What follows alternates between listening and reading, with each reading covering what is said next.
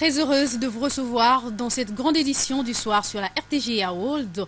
Au sommaire, l'humanité plutôt célèbre ce 20 juin la journée mondiale du réfugié, placée sous le thème « Un réfugié est une personne ordinaire qui vit dans une situation extraordinaire ». Cette journée a été célébrée vendredi en RDC. Un plaidoyer pour l'amélioration des conditions de vie des réfugiés vivant en RDC a été conjointement formulé par le HCR et la Commission nationale des réfugiés. Les consultations présidentielles se poursuivent. À Kingakati, le chef de l'État a reçu le vendredi un échantillon des jeunes de la RDC. Ces jeunes soutiennent la tenue du dialogue politique et exigent l'amélioration des conditions estudiantines pour faciliter l'émergence. Enfin, la République démocratique du Congo a joué un rôle capital dans le maintien de l'équilibre planétaire grâce à ses forêts, et la communauté internationale pour la protection en bon état de l'écosystème forestier entend appuyer la RDC à l'issue des négociations de Bonn en Allemagne. Vous trouverez dans ce journal la restitution de ces négociations de l'Allemagne avec Bienvenue Liota, ministre de l'Environnement et Développement durable. Bonsoir à tous et bienvenue à ce journal. Tel qu'annoncé en titre, les jeunes de la République démocratique du Congo soutiennent la tenue du dialogue politique pour avoir des élections apaisées. Ils exigent également l'amélioration des conditions estudiantines et autres pour atteindre l'émergence. Ils ont été reçus par le chef de l'État à Kingakati le vendredi 15 juin dans le cadre de ces consultations. Jacques Moulouba, Kadenzinga. Pour des échanges fructueux avec la délégation des jeunes, le chef de l'État a voulu changer de décor et de site. Sa ferme de Kingakati dans la commune de Maluku, loin de vacarme du centre-ville, un espace qui se distingue par son silence, comparable à celui du monastère.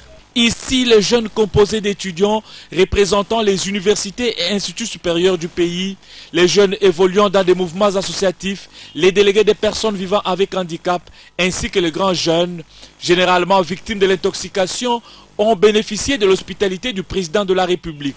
Pendant près de 2 heures et dans un climat détendu, le chef de l'État a écouté ses interlocuteurs avant de leur expliquer le sens des consultations qu'il a initiées et des objectifs poursuivis.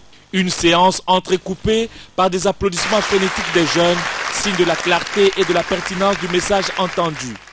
Mus par la fibre patriotique, les hôtes de Joseph Kabila, puisant l'information à la vraie source et se plaçant dans l'optique de l'intérêt général, ont adhéré à l'idée du dialogue, passage obligé pour avoir des élections apaisées. Nous avons dit au chef de l'État que nous sommes prêts. Nous sommes prêts à pouvoir mobiliser la jeunesse autour des questions cruciales de notre nation, pour ne pas indexer les pays dans des troubles inutiles, et parce que la République démocratique du Congo à l'heure actuelle n'a pas besoin de conflits, mais nous avons besoin de développement, parce que ce développement est au profit de la jeunesse qui constitue la majorité de la population.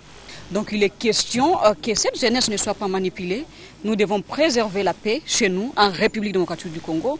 Le problème des Congolais doit être traité par les Congolais et au Congo, et nous devrons ensemble résoudre nos problèmes. C'est car seulement à travers les dialogues que nous allons résoudre tous les problèmes qui nous entourent. Au cours de nos échanges, il a été question de lui faire part de nos doléances en rapport avec la tenue des élections apaisées. Nous lui avons formulé plusieurs suggestions, entre autres l'instauration du dialogue en vue de définir des bonnes stratégies afin d'aboutir aux élections apaisées et en référence aux lois de la République. Il a été aussi question de saisir l'opportunité pour lui faire part de nos difficultés par rapport à notre souci d'atteindre l'émergence de la RDC à l'horizon 2030. Nous lui avons également soumis nos doléances relatives à la situation du vécu quotidien de l'étudiant au sein de nos universités. On dit toujours, lorsque le père et la mère se disputent pour un œuf, l'enfant n'aura jamais de poule. C'est pour dire que pour le dialogue, nous sommes partants. Mais seulement, il ne faudrait pas que ce dialogue se transforme en une aboulie des intellectuels congolais qui de la thèse à l'antithèse, on n'aboutit jamais à une synthèse. Et quand il y a une synthèse, c'est une synthèse qui n'est pas franche. D'autant plus qu'on ne dialogue pas avec des cœurs qui sont francs. Visiblement satisfaits par la démarche du président de la République, les jeunes délégués des différentes provinces ont décidé de répercuter le message auprès d'autres jeunes, question d'éviter la manipulation en cette période préélectorale. Vous avez bel et bien corrigé avec moi. Ces entretiens entre le président et les jeunes congolais ont eu lieu le 19 juin plutôt que le 15. Et toujours en rapport avec les consultations, le président Joseph Kabila, le président plutôt de l'Assemblée provinciale du Sud Kivu, Gilbert Ngongolo Sala, salue l'initiative du président de la République, Joseph Kabila Kabange, d'organiser le dialogue. Il a fait savoir après son entretien à Kinshasa avec le chef de l'État congolais dans le cadre des consultations présidentielles. Le vice-président de l'organe délibérant du Sud Kivu a par la même occasion appelé la population sud-kivusienne à soutenir les efforts du président Kabila, propos recueillis par Georges Eradi, Chimska Pangala. L'idée prise par son Excellence, le chef de l'État, nous citons Joseph Kabila Kabange, à mes yeux, est géniale. Parce que, comme lui-même l'a annoncé, surtout dans son discours sur l'état de la nation, que notre pays a une tradition de dialogue.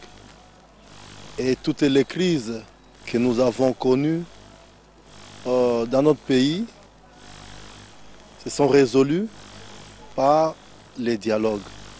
Donc pour moi, c'est une bonne initiative à laquelle j'ai souscrit, et tout Congolais du Sud Kivu pour lesquels nous avons été ici souscrit aussi à cette idée. Pour matérialiser cela, nous allons nous adresser à cette même population qui nous a mandatés, et c'est le lieu et l'occasion ici d'adresser un message à la population sud-kivusienne qui va me suivre,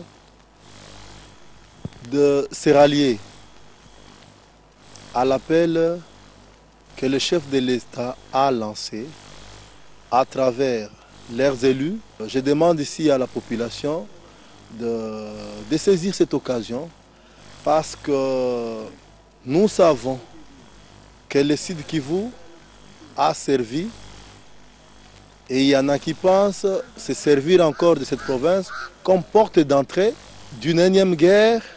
Je demande à la jeunesse de se ranger derrière notre président Joseph Kabila, derrière leurs leaders locaux, et de voir ensemble comment définir une voie qui va consolider et nous amener vers la voie de la prospérité. L'on signale un détournement des deniers publics dans la province de l'Équateur. Le député national Nicolas Akpanza fustige la non-affectation de 2,6 milliards de francs congolais aux ETD, entités territoriales décentralisées. En plus, l'élu de l'Équateur souhaite qu'il y ait un gouverneur élu qui peut bien gérer la province. Suivez les sénateurs sur les propos recueillis par Jean-Pierre Katenda. C'est un secret de polichinelle. Le gouvernement de la République débloque chaque fin du mois de l'argent, énormément d'argent. Relativiser ça, énormément d'argent pour confier aux entités territoriales décentralisées pour la gestion de leur espace politique. 2,6 milliards de francs congolais, en tout cas pour moi, député, c'est beaucoup pour des signes positifs au niveau de la gestion des entités territoriales décentralisées. Or, cet argent n'est jamais parvenu à destination. Jamais. Vous pouvez vérifier, vous êtes des journalistes, vérifier. Aucun geste n'a été posé. Il n'y a aucune traçabilité telle que voulue par le gouvernement central. Il n'y a pas d'audit, il n'y a pas d'inspecteur, il n'y a pas un feedback du gouvernement provincial au gouvernement central. Quand bien même c'est le gouvernement central qui débloque ces fonds, Et quand bien on peut dire mais non, l'Équateur, c'est une province qui est dotée de la personnalité juridique, elle doit disposer de ces moyens comme elle veut, la province bien entendu, mais vous qui débloquez l'argent, mais soyez quand même, ayez quand même un œil de regard sur ce que vous avez donné comme somme d'argent. Une autre journée mondiale célébrée hier, 19 juin 2015, c'est la journée mondiale du réfugié. Cette journée est placée sous le thème « Un réfugié est une personne ordinaire qui vit dans une situation extraordinaire ». Une occasion pour les HCR et la Commission nationale des réfugiés de plaider pour l'amélioration des conditions de vie des réfugiés en RDC. Retour en image avec Léontine Kazamouali, Pamphile Papado et Patrick Messou. 22 500 personnes par jour dans le monde se déplacent pour se réfugier en dehors de leur pays suite à des guerres, des violences et des maladies.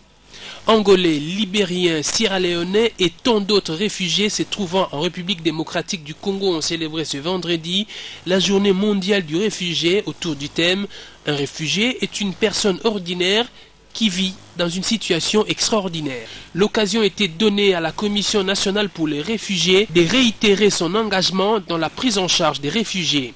Pour sa part, le Haut Commissariat des Nations Unies pour les réfugiés, qui a présenté la situation des réfugiés en RDC, a félicité la République démocratique du Congo pour son hospitalité envers ses étrangers. Comme le si bien dit notre Haut Commissaire, ils sont les gens ordinaires comme vous, comme moi, dans les situations extraordinaires et difficiles. Et c'est maintenant qu'il faut vraiment revoir les situations de conflit qui ont abouti au déplacement, soit des réfugiés ou les déplacés internes.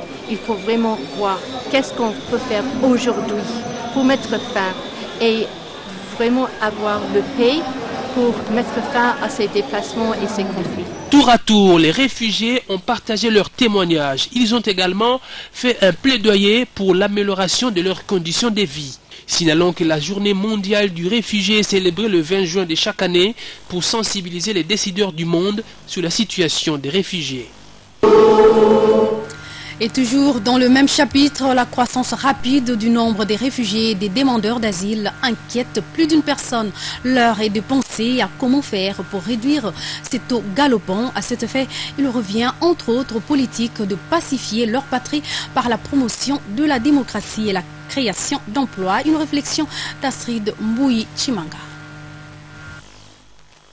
Selon le Haut Commissariat des Nations Unies, plus de 600 000 personnes ont déposé une demande d'asile dans 44 pays les plus sollicités du monde, dont l'Allemagne, les États-Unis, la Turquie, la Suède et la France. En effet, ces demandeurs d'asile qui obtiennent gain de cause sont pour la plupart des personnes ayant fui un conflit dans leur pays. Le phénomène des réfugiés politiques s'est mondialisé au fil des ans. Partout où éclatent des conflits armés, les personnes fuient leurs habitations. Cependant, la charge devient lourde pour les États qui accueillent ces réfugiés. Ils sont de toutes les races, petits et grands. Certes, les États, de façon individuelle, ne peuvent faire face à ces fléaux. Avec l'intervention du HCR et des ONG internationales, ces déplacés sont pris en charge dans la mesure du possible. La République démocratique du Congo n'en est pas épargnée. Elle a reçu les réfugiés centrafricains et autres. Une chose est de les recevoir, une autre est d'être à même de leur offrir le minimum possible et enfin de les retourner chez eux. Pour que la dernière assertion soit possible, il est impérieux de lutter contre l'hégémonie, le pouvoir dictatorial, la pérennisation du pouvoir au profit de l'alternance politique, source de la démocratie solide. Les chefs d'État et des gouvernements sont donc l'indice qui résout l'énigme. Le nombre croissant de réfugiés ou de demandeurs d'asile prouve à suffisance que la démocratie n'est que slogan dans ces États. Elle doit donc devenir une réalité. Aux politiques de revoir leurs ambitions en privilégiant l'intérêt du peuple. Celui-ci a besoin d'être dans une nation où il fait beau vivre, une terre qui est un havre de paix et qui offre un minimum de conditions acceptables.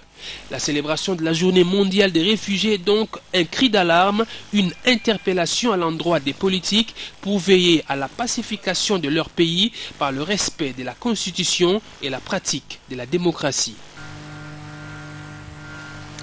Et en environnement, la République démocratique du Congo doit jouer un rôle important dans le maintien de l'équilibre planétaire grâce à ses forêts. Cela avec l'appui de la communauté internationale pour la protection en bon état de l'écosystème forestier. C'est ce qui ressort de la première phase des négociations de Bonn en Allemagne, a affirmé Bienvenu Liota, ministre de l'Environnement, devant la presse. Martin Kayembe, Benmondo. Le ministre de l'Environnement et du Développement durable, Bienvenu Liota, a réaffirmé devant la presse la volonté du gouvernement congolais de jouer un rôle prioritaire dans le processus des raids. Bienvenu Liota confirme le leadership de la RDC dans la sous-région d'Afrique centrale dans le maintien de l'équilibre planétaire grâce à ses forêts. Raison pour laquelle il sollicite l'accompagnement de la communauté internationale pour garder le cap de la lutte contre le changement climatique. Notre pays a toujours été présent dans toutes les réunions. Et nous avons toujours défendu les intérêts du Congo grâce au potentiel que nous disposons, dont chacun de vous est censé connaître. Donc, les bilans clairs, c'est qu'au jour d'aujourd'hui, nous avons une place au niveau mondial et au niveau africain, que tous les États aujourd'hui disent qu'on ne peut pas traiter de la question climatique sans la République démocratique du Congo. Après un échange fructueux avec la presse, le ministre a promis d'informer régulièrement la communauté congolaise sur les préparatifs de la grande rencontre de Paris COP21. Il a par la même occasion présenté le comité national mis sur pied pour le grand rendez-vous mondial de Paris. Rencontre qui se tient après les sommets de Copenhague, de Doha, de Lima et de Durban. On va parler éducation à présent. La campagne dénommée Chaque fille à l'école a été lancée ce samedi à Kinshasa. Elle vise à promouvoir l'éducation des filles en RDC en sensibilisant tout le monde à s'y donner. Cette campagne s'inscrit dans le cadre du projet Construire des écoles gratuites pour des filles. C'était au fleuve Congo tel Patrick Mpezo Zanetti et Elvis Ndaya, sans oublier Magui Mbuku Mozembe.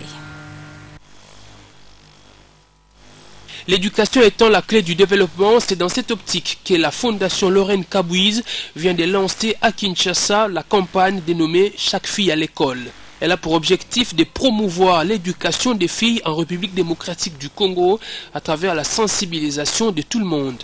L'école que nous allons construire, c'est bien. Mais est-ce que ça va même pas accueillir la majorité des filles qui sont dans le village et encore moins dans toute la République? Et c'est pour ça que nous avons résolu de lancer la campagne Chaque fille à l'école.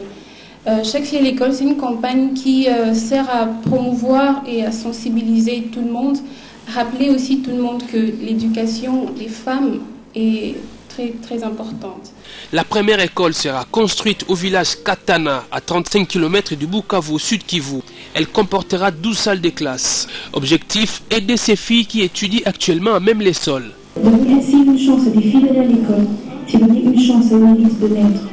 Parce que si l'éducation est un droit fondamental de tous les enfants, alors c'est une priorité pour les filles. Donc, chaque fille à l'école.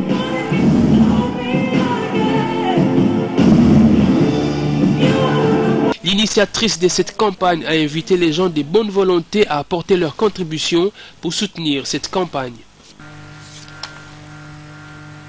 Et justement, après cette campagne, toutes les filles à l'école, direction primature à présent, comme à l'accoutumée, l'hôtel du gouvernement a ouvert ses portes aux élèves des différentes écoles de la capitale. Ces hôtes du Premier ministre ont visité les différentes instances de la primature. C'était une occasion pour le Premier ministre Matata Ponyo Mapon d'encourager ses élèves à prendre au sérieux leurs études car ils sont l'avenir de demain. Martin Moudimbi. Plus de 500 élèves représentant 10 écoles et instituts d'enseignement primaire et secondaire ont visité ce vendredi l'hôtel du gouvernement. Les plus petits ont eu droit à la visite du bureau du Premier ministre et c'est lui occupé jadis par le Premier ministre Patrice Emery Lumumba. Ils sont également passés par la salle d'exposition des photos des premiers ministres de l'indépendance à nos jours. La visite s'est clôturée au jardin des premiers ministres où Matata Ponyo s'est mise à l'écoute des élèves. Cette visite nous a permis de revivre l'histoire de notre pays. Cela témoigne de l'importance que vous accordez sous la tutelle du président de la République, Joseph Kabila Kabange. Le Premier ministre a soumis ses hôtes à un exercice intellectuel, un jeu de questions-réponses sur l'histoire du pays. Il leur a également demandé de persévérer avec les études afin de relever le défi du développement. Je vous remercie d'être venu à la primature. La primature qui est le siège du gouvernement. Il faut bien suivre, hein, parce qu'il faut que ça reste dans vos têtes, n'est-ce pas? Il ne faut pas que vous disiez qu'à la primature, c'est là où siège l'empereur. Non. Ah oui, hein. La primature, c'est là où siège le Premier ministre, n'est-ce pas? Oui. À l'hôtel du gouvernement. Merci d'être venu ici, parce qu'en fait, vous, en tant que jeunesse, vous devez connaître l'histoire de votre pays, n'est-ce pas? Oui. Si vous ne connaissez pas l'histoire, vous êtes appelés à commettre les mêmes erreurs que ceux qui vous ont précédés, n'est-ce pas? Oui. Donc, il faut connaître l'histoire de votre pays. Les responsables des différentes écoles n'ont pas manqué d'exprimer leur satisfaction. Ils ont également loué l'initiative du Premier ministre d'ouvrir ses portes à tout le monde. Vous avez reconnu la voix de Patrick Mpezo dans ce reportage de Martin Moudimbi. Adoption des enfants congolais est toujours au cœur du débat. Agir pour l'humanité, c'est le thème au centre de la journée d'échange libre sur l'adoption des enfants en RDC. Cet échange vise à mettre en œuvre un service permanent de faire le suivi des enfants en vue d'améliorer l'encadrement d'adoption en RDC. Gladys Bananga et bienvenue Magambo pour le reportage. La RDC a interdit la sortie des enfants congolais adoptés par les étrangers il y a 2 ans. Une journée de réflexion a été organisée à cet effet parmi les personnalités ayant pris part à cette journée des magistrats pour enfants. Au cours de son intervention, le magistrat pour enfants de Kinshasa, M. Kachama, a relevé les abus commis par la RDC pour cette interdiction. Pendant son allocution, le magistrat a aussi évoqué quelques points susceptibles d'être réexaminés afin de remettre à l'ordre le processus d'adoption en RDC. Pour sa part, Mme Clarisse Paula Medica a démontré des réalités d'adoption des enfants au niveau national. Elle suggère la création d'un service de suivi des enfants adoptés par les étrangers afin de limiter les abus dont sont victimes ces enfants une fois adoptés. Prenant la parole à son tour, le magistrat Koukou a quant à lui abordé la problématique du trafic des enfants en Afrique. Il estime que ce phénomène est récurrent particulièrement en RDC au regard des cas enregistrés récemment. Ce système est lié à l'institution du trafic d'enfants à l'international, a fait savoir le dernier intervenant. Et dans les restes de l'actualité, sachez que la mission ESSEC RD Congo est fin mandat en RDC depuis le 19 juin. Au cours de la cérémonie de la fin de sa mission, le colonel Jean-Louis Nuremberg a fait le bilan de son mandat et celui de l'ESSEC pendant 10 ans d'émission en RDC. La mission ESSEC RD Congo est fin mandat en RDC depuis le 19 juin, comme nous vous le disions, et 400 experts déployés en RDC, 195 bâtiments rénovés, 1550 lits mis en place au sein des écoles militaires. Telles sont quelques réalisations de l'ESSEC RDC en appui au FARDC. Et les jeunes du PPRD ont réagi face aux actes d'incivisme plutôt posés par certains jeunes de leur parti. Ils ont tenu à apporter leur soutien au secrétaire général Henri Mova Sakani et leur attachement aux idéaux du parti Chéra Joseph Kabila Kabange suivait. Ayant appris que certains jeunes du PPRD ont eu à poser des actes de casse en manifestant leur colère, d'autres jeunes du PPRD ont tenu à réagir face à ce qu'ils qualifient d'actes inacceptables pour un parti qui prône avant tout la reconstruction nationale.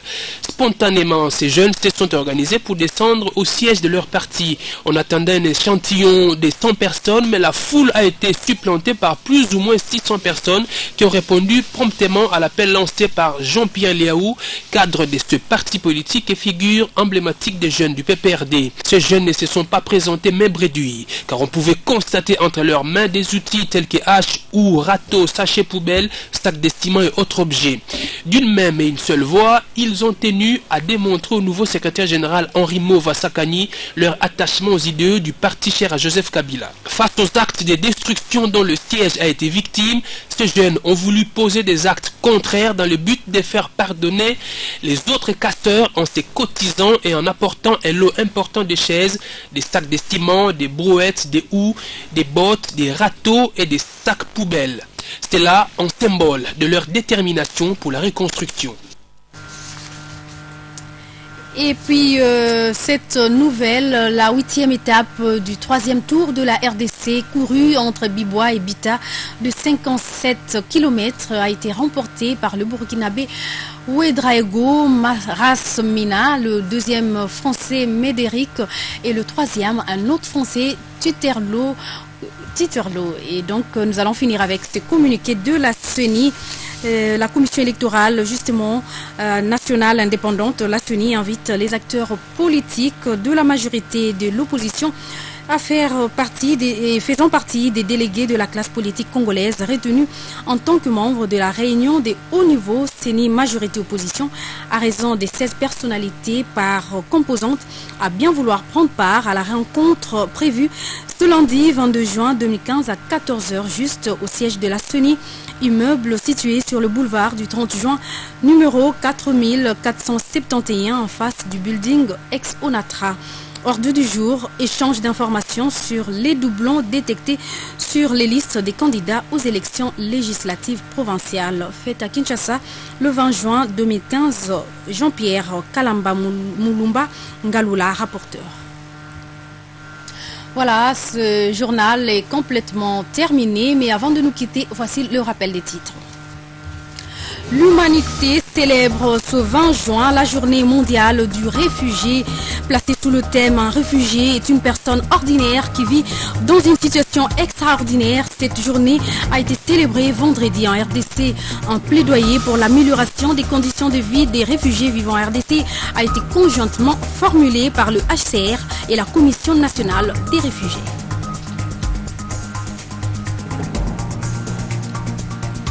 Les consultations présidentielles se poursuivent à Kingakati. Le chef de l'État a reçu le vendredi un échantillon de jeunes congolais. Ces jeunes soutiennent la tenue du dialogue politique et exigent l'amélioration des conditions étudiantines pour faciliter l'émergence.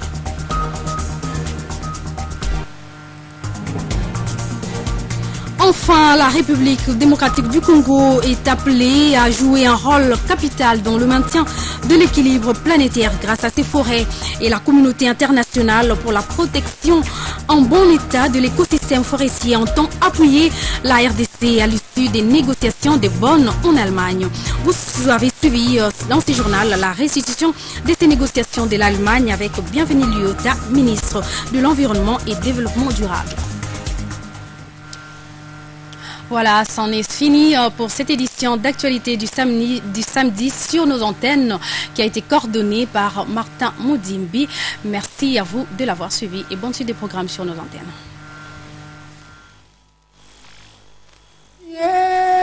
Ce journal